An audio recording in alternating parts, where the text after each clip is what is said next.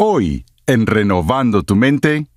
Eso es el antinomianismo, cuando una persona apela a alguna guía espiritual misteriosa que contradice la palabra de Dios. Así no es como obra el Espíritu Santo. Estamos llamados a probar los espíritus para ver si son de Dios, y un espíritu que es de Dios está de acuerdo con el testimonio del Espíritu Santo que nos ha dado la Escritura.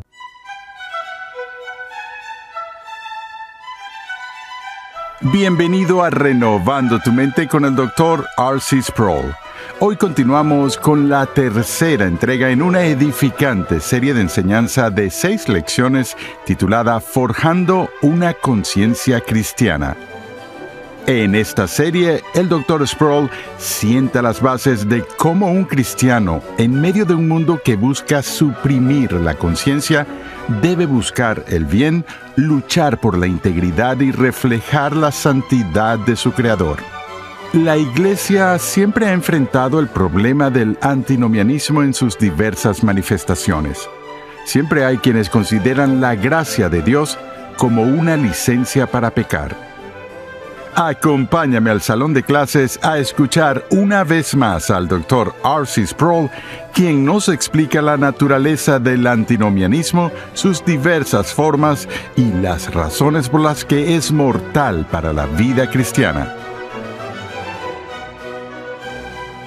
Volvamos por un momento a nuestro gráfico y miremos dónde nos quedamos. Dije que una manera de alejarse del camino que conduce a la vida es caer en el error del legalismo, el cual definimos la última vez. Si recuerdan, dije que también podemos apartarnos del camino de Cristo en otra dirección. El otro polo en el continuum es el polo del antinomianismo. Y el antinomianismo, aunque suena como un término técnico en teología, es realmente muy sencillo. Sabemos que anti significa contra, y nomian viene del griego nomos, que significa ley, por lo que antinomianismo simplemente significa, en su forma más genérica, anti-leyes. Hay diferentes tipos de antinomianismo, cada uno de los cuales tiene su propia variación sutil y su dimensión atractiva para nosotros. El primer tipo de antinomianismo se llama libertinaje. Fíjate en el sufijo o la terminación de la palabra, no es lo mismo que libertad, sino libertinaje. Pensamos en los libertinos en diferentes periodos de la historia que fueron revolucionarios radicales, pero cuando tratamos con el término en teología de lo que hablamos como libertinaje, es esa idea que dice que dado que nuestra justificación es solo por fe y nuestra salvación es por gracia y no por las obras de la ley, esta noción se presenta de esta manera: que el cristiano, una vez que es redimido, una vez que está bajo la gracia y está fuera debajo de la esclavitud de la ley y del peso de la ley y de la pena de muerte de la ley, ahora, en cierto sentido, está totalmente libre de la ley. No tiene que preocuparse ni un gramo por obedecer los mandamientos. En otras palabras, es una idea de libertad que está extraviada, que ahora, en esta dispensación de la gracia, no tenemos reglas, ni mandamientos, ni lemas o principios por los cuales debemos vivir. Vivimos por gracia. Lo que sucede en el espíritu del libertinaje es que la redención es vista como una licencia para pecar. Es una distorsión radical del Nuevo Testamento. Pensamos en la pregunta retórica de Pablo en Romanos cuando trata el tema.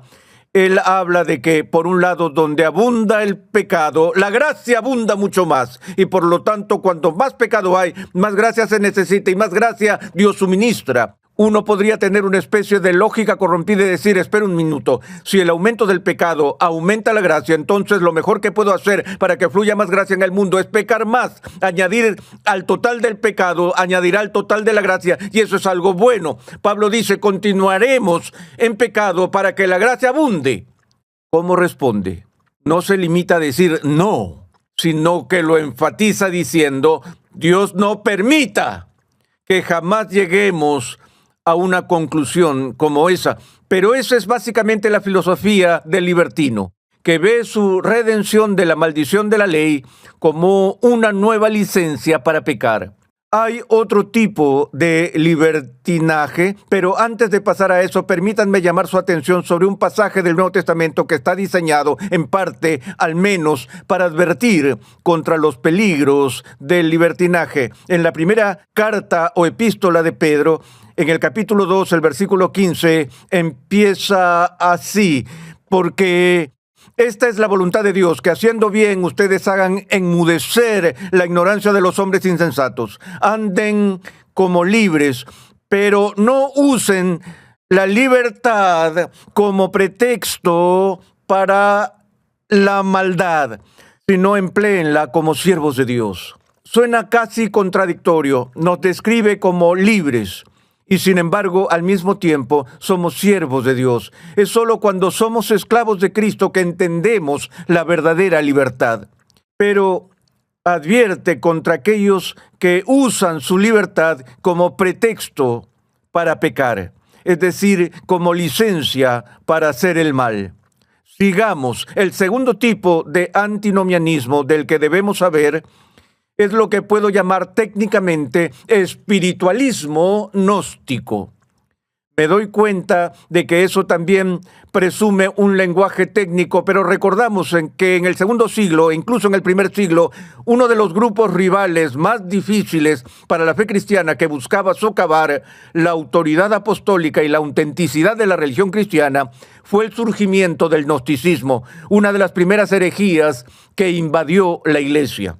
No tenemos tiempo para un repaso completo de la posición gnóstica, pero una de las razones básicas por las que los gnósticos fueron llamados gnósticos es que tomaron prestado su nombre de la palabra griega que se usa para conocimiento, la cual es gnosis. Los gnósticos se llamaron así porque creían tener acceso a formas especiales de conocimiento, a una revelación especial de la verdad divina. Y por lo tanto podrían recomendar ciertas formas de comportamiento que chocarían de frente con la enseñanza apostólica. Y decían que aunque la palabra de Dios prohibía ciertas cosas, los gnósticos reclamaban exenciones de los deberes cristianos establecidos por Jesús sobre la base de un conocimiento superior, un conocimiento secreto, un conocimiento esotérico al que solo ellos tenían acceso. Ahora, no tenemos a los gnósticos con carné de membresía corriendo en pleno siglo XX, tal cual los encontramos al principio de la historia de la Iglesia, pero la herejía gnóstica está vivita y coleando. De hecho, yo diría que el espíritu gnóstico de la ética es epidémico en la Iglesia, y repito, particularmente en el cristianismo evangélico. ¿Cómo ocurre? ¿Cómo se ve? ¿Dónde lo vemos?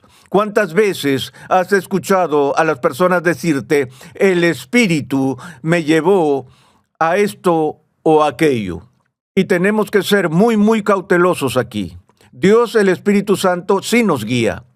Pero tal como escribió un teólogo a principios de este siglo sobre la dirección del Espíritu, y que fue sorprendente para algunas personas, ya que demostró que en la literatura del Nuevo Testamento el significado principal de la guía del Espíritu Santo no es guiarnos a casarnos con una u otra persona, guiarnos a Cancún o a París, sino que la guianza principal, el lugar al que el Espíritu nos guía, es a la santidad. Esta es la voluntad de Dios, tu santificación, y el Espíritu obra en nosotros para movernos a ser más obedientes, no cristianos menos obedientes. Pero en la comunidad cristiana, si ponemos un manto de espiritualidad alrededor de nuestras decisiones éticas, en muchos casos podemos prácticamente salirnos con la nuestra. Podemos incluso parar las voces de la crítica antes de que sean escuchadas. De nuevo, no estoy diciendo que el Espíritu no nos guíe a elegir un compañero de vida o una cierta vocación o al traslado de una familia de una ciudad a otra. Pero miremos un ejemplo práctico. Tu pastor ha venido a servir en tu iglesia y ha estado allí durante 3 años, 4 años. y ha desarrollado un ministerio maravilloso y se ha desarrollado una relación de amor entre la congregación y el pastor, y de repente el pastor recibe una llamada, una invitación para ir a otra iglesia. Él ora al respecto y le dice a la congregación: debo dejarlos porque Dios me está llamando a otro ministerio. Ahora, tengo que decir esto. Dios ciertamente nos llama de un ministerio a otro. Pero una pregunta muy legítima que podemos hacer al pastor en ese momento es: pastor, ¿cómo sabe que el Señor lo está llamando a dejarnos? Es una pregunta legítima, merece una respuesta legítima, y estoy seguro de que la mayoría de los pastores pueden dar una buena respuesta a la pregunta, pero lo que me asusta es que si queremos hacer las cosas por nuestra cuenta, y no queremos dar razones, y no queremos dar una respuesta contundente y sólida por las decisiones que tomamos, todo lo que hay que hacer para disipar ese tipo de preguntas es decir: Dios me ha llamado a esto, o el Espíritu me está guiando a aquello. Ese es un peligro sutil del que debemos cuidarnos al vivir bajo la guía del Espíritu Santo. Pero eso en sí mismo, por supuesto, no es antinomianismo, no es antiley, el ser guiado por el Espíritu de Dios. Se supone que debemos seguir la dirección del Espíritu de Dios. Donde se vuelve devastador es cuando hacemos cosas que claramente violan los principios y preceptos revelados de la palabra de Dios, y luego tenemos la audacia de defender nuestras acciones diciendo que el Espíritu Santo nos guió a ellas. Queridos amigos, cuando hacemos eso, peligrosamente nos acercamos, muy de cerca, a la blasfemia del Espíritu Santo, de la cual no hay perdón. Ahora, eso no es blasfemia contra el Espíritu Santo, entristece al Espíritu Santo, insulta al Espíritu Santo, ofende al Espíritu Santo. No es el pecado de blasfemia contra el Espíritu Santo, pero se acerca tanto a Él que debemos huir de Él con todas nuestras fuerzas y con toda nuestra mente. Quizás estás pensando: bueno, tal vez esto es solo una posibilidad teórica que nunca tenemos que encontrar. Desearía que ese fuera el caso. Pero lo he visto literalmente innumerables veces en consejería, y no solo de los laicos de la iglesia, sino del clero, y no solo del clero, sino de los teólogos. Conozco a un hombre que fue un teólogo excepcional que se involucró en un problema moral que violaba directamente la ley de Dios, y él, de todas las personas, sabía que ese era el caso. Pero estaba tan atrapado en eso que su defensa fue esta. Dijo: he orado al respecto y Dios me ha concedido una excepción. Ese hombre se engañaba a sí mismo y al mismo tiempo obraba contra el Espíritu Santo. O lo hacemos de otras maneras. Hablé con una mujer que estaba en una conducta repetitiva, que estaba en una violación tan clara de la ley de Dios, que ni siquiera tuve que pasar 5 minutos hablando con ella al respecto. Pero ella me dijo: oré por esto y Dios me ha dado paz. Te diré dónde lo veo la mayoría de las veces. De hecho, las 2 ilustraciones a las que acabo de referirme son ejemplos de ello. Cuando la mente de una persona se pierde en una relación de adulterio, en la cual la persona se siente sobrecogida con amor y afecto por una persona que no es su cónyuge, y esa relación ilícita se profundiza y la dependencia mutua entre las partes se hace tan fuerte que se inicia una guerra en la conciencia del cristiano que se involucra en tal situación. El cristiano, por un lado, se siente muy feliz en la relación extramatrimonial y, sin embargo, al mismo tiempo está abrumado por la culpa de que la paz de Dios se le haya ido. Y algunas personas pueden ponerse de rodillas y orar y decir: querido Dios, por favor, dame el permiso para hacer lo que tu palabra dice que no puedo hacer. De hecho, podrían convencerse a sí mismos de que Dios está bendiciendo eso. Eso es devastador, y por lo tanto debemos tener mucho cuidado con este tipo de espiritualismo epidémico, que es una forma velada de antinomianismo. Hay un tercer tipo de antinomianismo con el que todos nos hemos encontrado de una forma u otra, y esto es lo que llamamos situacionismo, o también se le llama ética situacional. Tengo aquí el libro que ha sido un bestseller, un libro que ha sido el libro más importante de nuestros días para popularizar la filosofía de la ética situacional. Se escribieron libros más académicos y de más peso sobre este tema antes que este, pero el teólogo que pudo sacar las ideas del seminario y llevarlas al mercado, por supuesto, es Joseph Fletcher en su libro Ética Situacional, cuyo subtítulo es La Nueva Moral. La nueva moral. Este libro ha tenido un impacto arrollador en nuestra cultura y voy a decir en esta clase que este libro es el mejor resumen de la nueva moralidad, de la ética situacional que he visto en cualquier lugar, y también es el ejemplo clásico del tercer tipo de antinomianismo del que estoy hablando aquí. En cierta medida digo esto con un espíritu de tristeza porque hay mucho en este libro que es de gran valor. Y eso es cierto, creo, de la mayoría de los teólogos, incluso de aquellos teólogos que se han desviado en ciertos puntos. Hay mucho en su pensamiento que es muy, muy profundo y muy valioso para nuestro escrutinio. Y cuando estás leyendo un libro como este, que está escrito por alguien con quien no concuerdas, incluso puedes entrar en una polémica con él. Es importante que tratemos de ser lo suficientemente justos como para decir qué problemas está tratando este hombre de resolver en sus escritos y en su filosofía. Una de las grandes cosas que le preocupan a Fletcher en ética es lo mismo que dije el primer día: la tendencia de las personas a hacer juicios rápidos y dar respuestas simplistas a decisiones éticas muy, muy complicadas y espinosas. Y así, Fletcher trató de alejarse de la ética simplista para mostrarnos lo insoportablemente difíciles que pueden ser las decisiones éticas de vez en cuando. Y también es muy consciente de los peligros tanto del legalismo como del antinomianismo. Creo que hasta ahora en las clases que he dado, Joseph Fletcher daría un inequívoco amén a lo que he dicho. Es un enemigo declarado del legalismo y también está registrado en este libro como un oponente del antinomianismo. De hecho, hay algo que quiero leer aquí, donde después de hacer una crítica del antinomianismo, habla sobre cómo cree que la gente podría percibir su posición.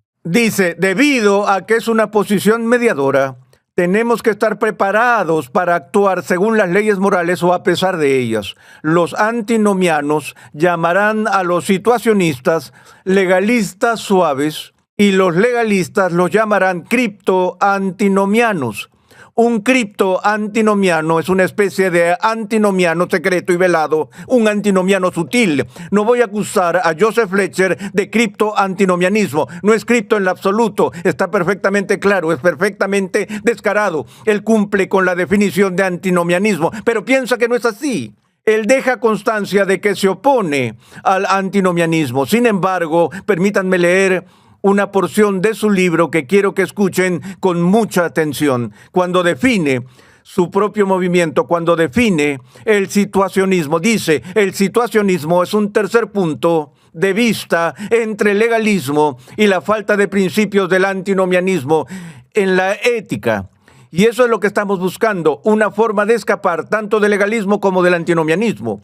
Fletcher dice, el situacionista entra a cada situación de toma de decisiones completamente armado con las máximas éticas de su comunidad y de su herencia y las trata con respeto como iluminadoras de sus problemas. Así que no viene sin ninguna pauta, viene armado, dice completamente armado con las máximas y los principios de su cultura, de su herencia. Y él respeta estos principios, respeta estas máximas y las ve como iluminadoras.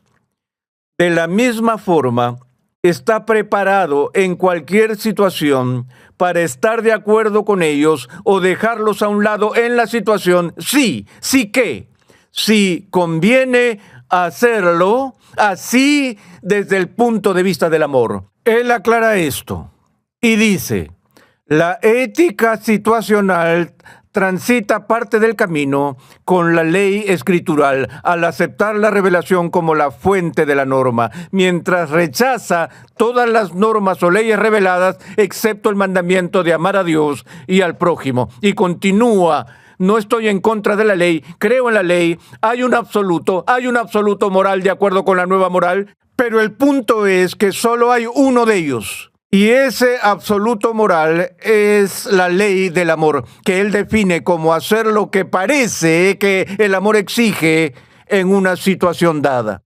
Las otras leyes, las otras normas de las Escrituras son negociables. Y esto es lo que llamamos una forma de antinomianismo, porque la ley de Dios se ha reducido a una.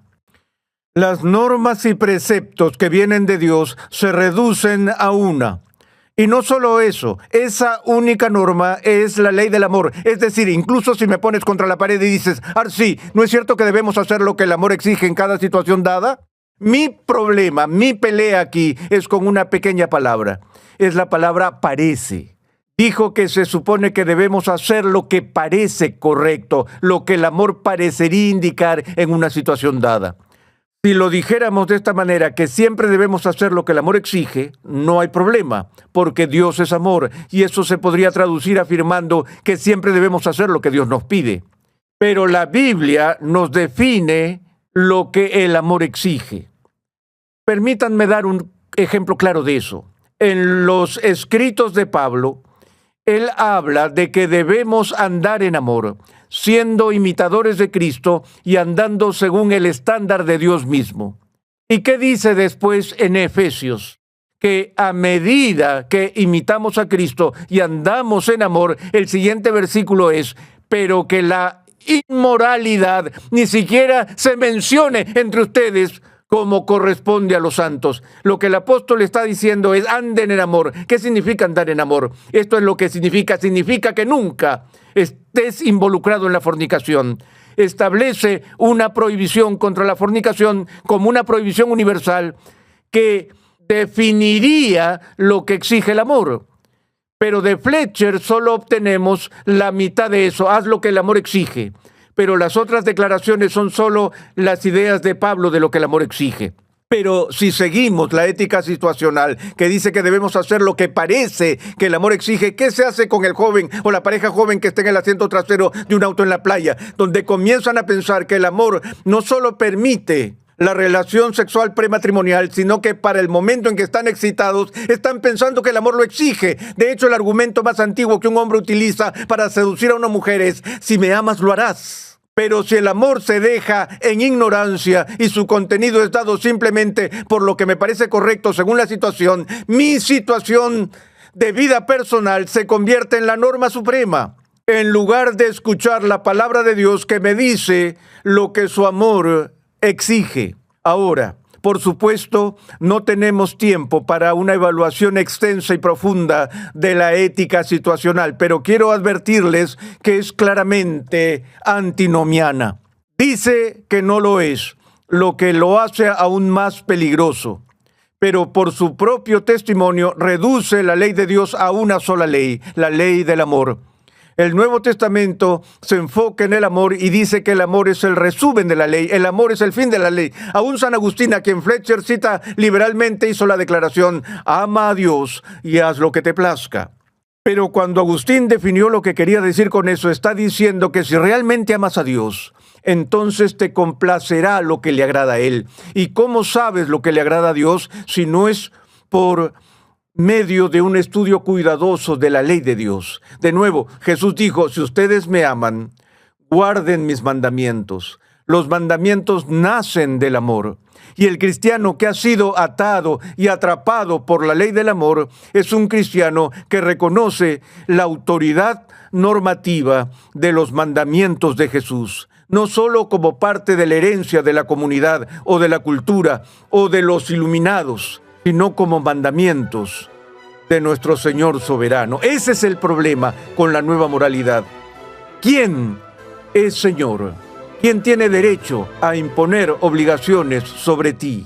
Dios puede que lo haga. Dios puede hacerlo. Y Dios lo ha hecho.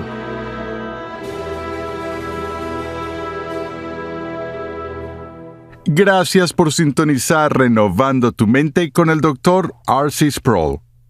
Te invitamos a visitar nuestra página web renovandotumente.org, donde podrás solicitar de manera gratuita la guía de estudio de esta serie.